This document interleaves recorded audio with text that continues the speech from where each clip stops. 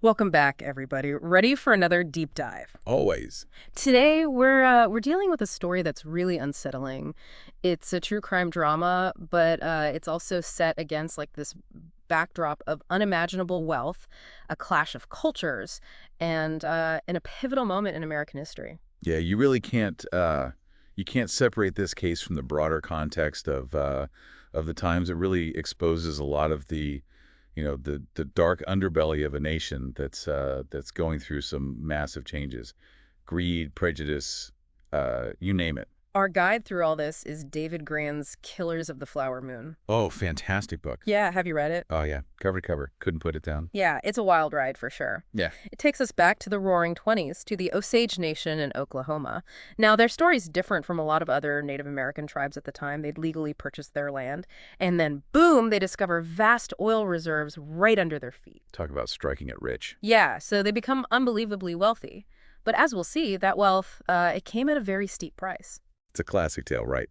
Riches attract the wrong kind of attention. And the Osage, they were unique because they owned their land outright. That wasn't common for Native American tribes then. Yeah. And then they hit this black gold, and suddenly they're thrust into the spotlight.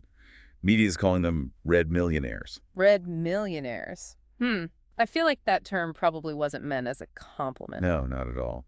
It was dripping with condescension and a good dose of resentment.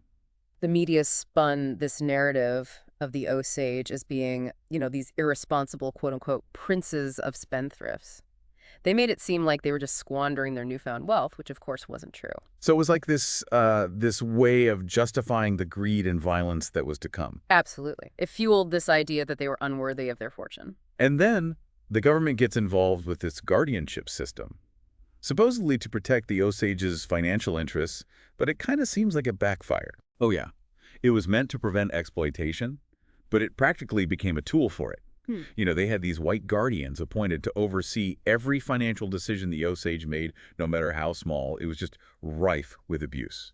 So we've got this volatile mix, right? You've got immense wealth, you've got this clash of cultures, and you've got a system that's practically begging to be exploited. And right in the middle of all of this is Molly Burkhart, a young Osage woman whose family becomes the tragic, the center of this whole nightmare. Things really take a turn for the worse with the death of Molly's sister, Anna Brown, found shot dead in a ravine. Yeah. It's like something out of a crime novel. And the initial investigation, well, let's just say it left a lot to be desired. Left a lot to be desired. That's one way to put it. Sounds like they barely even tried. There was a real lack of forensic expertise, and this blatant disregard for Osage lives. It was like the authorities just didn't care.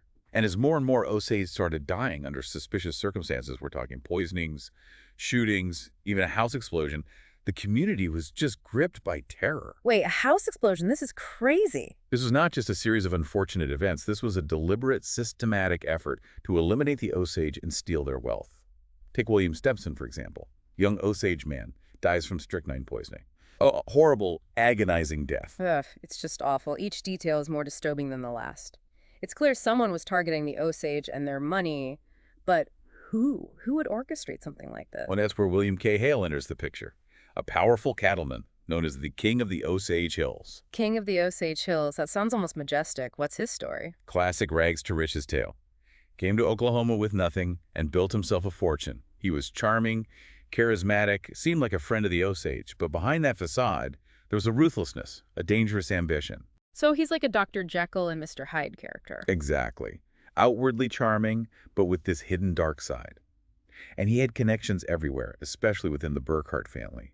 Close with Molly's husband, Ernest, and his brother, Brian. Okay, so now he's connected to the family at the heart of these murders. That can't be a coincidence, can it? It's definitely a connection that raises some eyebrows, especially when you consider Hale's reputation, the whispers about his ruthlessness and the enemies he'd made along the way. But at this point, he's still a respected figure.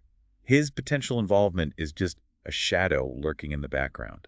With the body count rising and fear running rampant, it's only a matter of time before someone outside Osage County takes notice. Right. That's where the Bureau of Investigation comes and the FBI as we know it today. Still in its early days, they send in Tom White, a former Texas Ranger, to lead the investigation. A Texas Ranger, huh?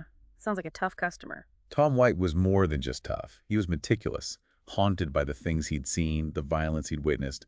He brought that experience with him to Osage County. So you've got this hardened investigator stepping into a situation that's already spiraling out of control. What happens next? Well, White realized pretty quickly that this isn't your average murder case.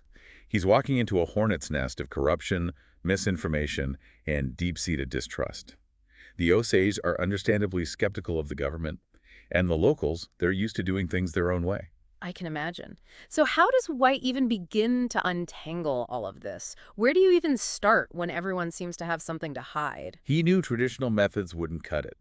He had to be methodical, painstakingly sifting through mountains of data, challenging every assumption, meticulously checking alibis. It was like piecing together a puzzle where every piece was designed to mislead. Sounds groundbreaking for the time. He was a pioneer, really laying the foundation for modern criminal investigation. This case would become a defining moment for the FBI, showcasing their potential as a force for justice. And as White delves deeper, he starts to uncover a conspiracy so vast and so audacious, it would shock even the most seasoned investigator. Wow. I can't wait to hear what he finds. This is getting really good. Tom White, he knew he couldn't just, sit behind a desk and shuffle papers. He had to get his hands dirty with this case. He needed to infiltrate the conspiracy, and for that, he needed someone on the inside. So he's thinking undercover operation. That's pretty risky, right? Sending someone into Hale's ranch right under his nose. Oh, it was a huge gamble. But White recruited an operative, sent him deep into Hale's world, tasked with gathering intel, getting close to Hale and his inner circle, all while pretending to be just another rancher. Talk about a double life. Yeah, I bet. Imagine the pressure, being surrounded by the very people you're investigating, always looking over your shoulder, wondering if they're on to you. The stakes were incredibly high. Not just White's career on the line, but this operative's life too. But slowly, piece by piece, they started to make progress. Okay, so the undercover agent's in place. But what about evidence? Did they find anything concrete linking Hale to these crimes? A big break came when a hired killer, Bert Lawson, confessed to the bombing of Bill Smith's house. And guess what? He named Hale and Ernest Burkhart as the masterminds. Wow, that's huge. Hale's finally being directly connected to the murders. But was Lawson's word enough? I mean, he's a hired killer. Can they really rely on his testimony? You make a good point. They needed more, something to back up Lawson's claims, someone who could corroborate his story. They needed another insider. So they went undercover again, found another person willing to risk their neck. This time, they had to turn to a more, shall we say, unconventional source, a guy named Blackie Thompson, notorious outlaw, known for double-crossing even his closest associates. Blackie Thompson, huh? Sounds like White was playing a dangerous game there. Why would he trust someone with a reputation like that? Sometimes you got to fight fire with fire, right? White knew Blackie had valuable information. He'd been on the fringes of Hale's operation, seen things firsthand. So Blackie had the goods, but did he actually agree to cooperate? Talking to the feds, wouldn't that be like signing his own death warrant?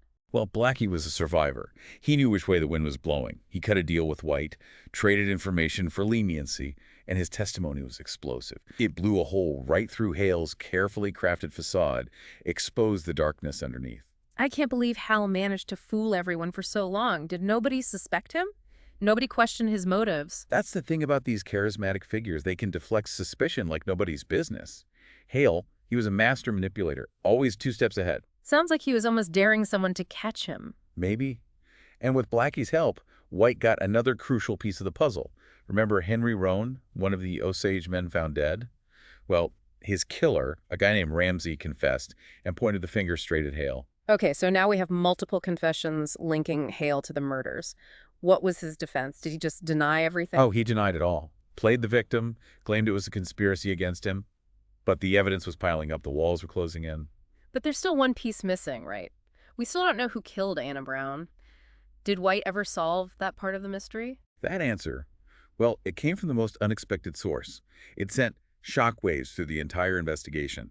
The killer was Kelsey Morrison, White's own undercover operative. Wait, what? The guy White sent into Hale's ranch? He killed Anna Brown? How is that even possible? It was a devastating betrayal, almost derailed the whole investigation. Turns out Morrison was playing both sides, feeding information back to Hale while pretending to work for the FBI. A double agent in the truest sense. It makes you question everything, doesn't it? How could White, a seasoned investigator, be so completely fooled? Hale had a knack for finding people's weaknesses, exploiting their vulnerabilities.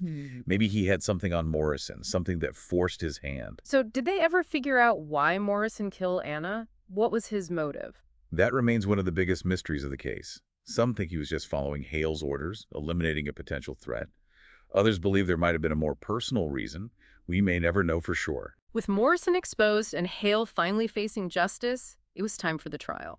And it was a big one. Not just about convicting a murderer, but about exposing a system rotten to its core. The courtroom became a battleground.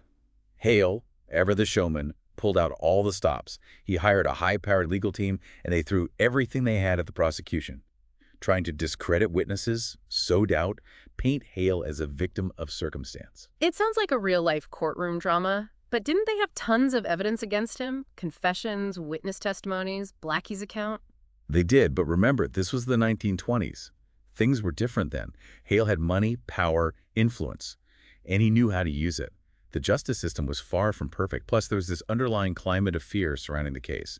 People were afraid to speak out against him. So even with the FBI involved, it still came down to a battle of wills in the courtroom. Was there anyone who could stand up to Hale? Anyone who could see through his act? There was one person whose testimony could make or break the case. Ernest Burkhart, Molly's husband. He was caught in Hale's web, knew the details of the conspiracy from the inside. It's almost like a Greek tragedy, isn't it? A brother-in-law betraying his own family for power and greed. Did Ernest agree to testify against Hale? So last time we left off with Ernest Burkhart, caught between a rock and a hard place. He knew the truth about Hale's crimes, but could he overcome the pressure, the fear? Yeah, it was a real turning point in the trial. Would Ernest do the right thing, testify against Hale? Or would he cave to the pressure? Whoa, what happened? At first, it seemed like justice was going to win out. Ernest, he struck a deal with the prosecution, agreed to tell everything he knew in exchange for a lighter sentence. It was a risky move on his part, no doubt, but he seemed ready, ready to finally expose Hale's crimes. So, he took the stand, ready to spill the beans. Did he follow through? He did. For a while, anyway. His testimony was powerful. He laid it all out. Hale's involvement, the planning, the cold-blooded execution, the courtroom. It was silent. Everyone was just hanging on his every word. I bet. What was Hale's reaction? I mean, this is the guy he thought was on his side, spilling all his secrets. Hale, he just sat there, stone-faced. Yeah. But underneath, I'm sure he was panicking. His whole world was falling apart. But Hale, he was never one to just give up. So what did he do? Well, during a break in the trial, something happened. Ernest, he recanted his entire testimony, said he'd been forced by the FBI to lie, that he only did it to protect himself and his family. What? He changed his story. After all that, why? Fear, pure and simple. Hale's influence was everywhere. Threats were made. Ernest, he was terrified.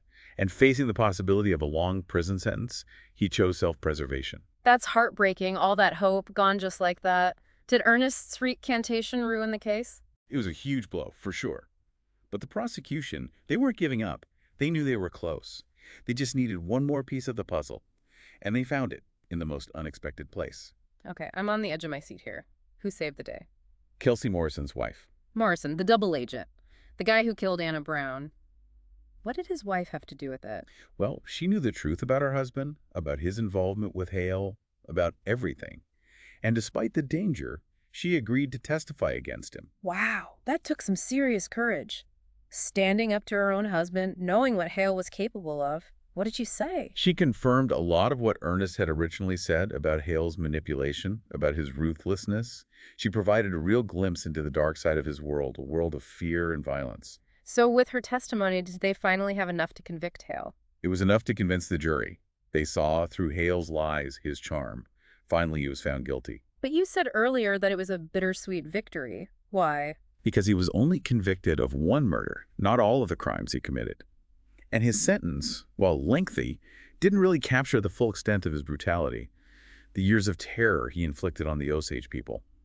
And many of his accomplices, they got away scot-free. So even though Hale ended up behind bars, there's no real sense of closure. No, not really. The damage was done. The Osage, they suffered unimaginable losses, lives lost, families torn apart, their trust in the system completely shattered. And the financial cost was staggering, millions of dollars stolen. This whole story, it's both captivating and horrifying. It's a reminder of just how dark human nature can be, and how greed and power can corrupt even the most seemingly decent people. Absolutely. And it forces us to confront some uncomfortable truths about our history, about the exploitation of Native Americans, about the systemic racism that allowed something like this to happen. But it's also a story about resilience, about the courage of those who fought for justice, even when the odds were stacked against them. Exactly. And it reminds us that the fight for justice is never over, that we need to stay vigilant, keep asking questions, hold those in power accountable. We can't let something like this happen again.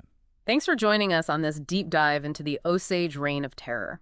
It's a story that stayed with me long after I first read about it, and I hope it does the same for you. And I hope it inspires everyone to keep learning about the past, to keep fighting for a more just and equitable future. Because as we've seen, these stories, they matter. They have the power to teach us, to challenge us, to change us.